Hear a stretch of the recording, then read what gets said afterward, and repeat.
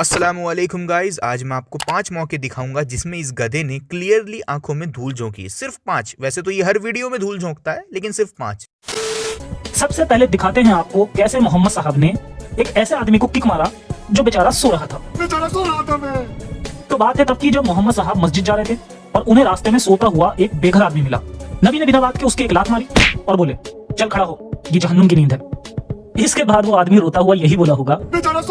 Actually ये लोग क्या करते हैं, एक एग्जांपल देता हूं मैं आपको। जैसे एक वाक्या हुआ, अब उस वाक्य को 10 लोगों ने देखा। अब उन 10 में से एक शख्स ने बताया कि क्या हुआ था उस जगह। तो ये लोग उस एक शख्स ने जो उस वाक्य का छोटा सा हिस्सा बताया, उसके बेस पर पूरा अपना फ्रॉड आर्ग्यूमेंट तैयार कर लेंगे। जबकि होना तो ये चाहिए कि उन 10 के 10 लोगों की बातों को सुना जाए, ताकि आपको एक क्लियर पिक्चर मिल सके कि क्या एग्जैक्टली हुआ था वहां। लेकिन ये बेईमान लोग क्या करते हैं कि उन बाकी 9 लोगों को छोड़कर एक शख्स ने जो बताया उस पर पूरा आर्ग्यूमेंट बिल्ड कर लेते हैं। इससे ये साबित होता है कि जफर तू कभी मुसलमान था ही नहीं। अगर तू मुसलमान होता तो तुझको ये सब चीजें पता होती। अब रही बात इस हदीस की, तो इसमें लिखा है कि उन्होंने किक किया। तो इसका मतलब ये नहीं है कि उन्होंने आंखें फुटबॉल की तरह लात मारी, बल्कि इससे ही पिछली हदीस में, बिल्कुल पिछली हदीस में पूरी बात लिखी है एक्चुअल में क्या हुआ था।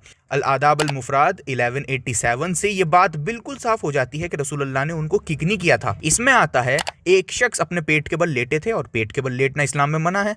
तो जो शख्स लेटे थे उन्होंने फरमाया कि कोई आया और मुझे अपने पैर से मूव किया, हिलाया, और कहा कि इस तरह से लेटना अल्लाह को पसंद नहीं है। और जब उन्होंने नजर उठाई तो पाया वो रसूलुल्लाह सल्लल्लाहु अलैहि वसल्लम थे। तो क्लियरली इस हदीस से साफ हो गया कि रसूलुल्लाह ने उनको किक नहीं किया था, बल्कि जेंटली हिलाया था। जैसे हर मुसलमान जानता है कि मस्जिद में सोए पर्सन को कितनी जेंटली उठाया जाता है।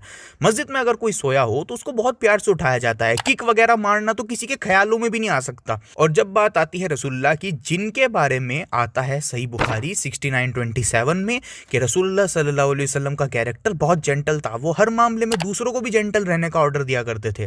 और सही अल बुखारी 6038 में आता है कि हजरत अनस रजी अल्लाह ताला अन्हु ने रसूलुल्लाह सल्लल्लाहु अलैहि वसल्लम की खिदमत में 10 साल दिए, और वो फरमाते हैं कि रसूलुल्लाह ने कभी उन्हें उफ तक नहीं कहा, और ना ही कभी ये कहा कि तुमने ऐसा क्यों नहीं किया या ऐसा क्यों किया। अगर तू कभी मुसलमान होता तो तुझको ये सब पता होता, लेकिन अफसोस अली सीना ने तुझको अंधा कर दिया है।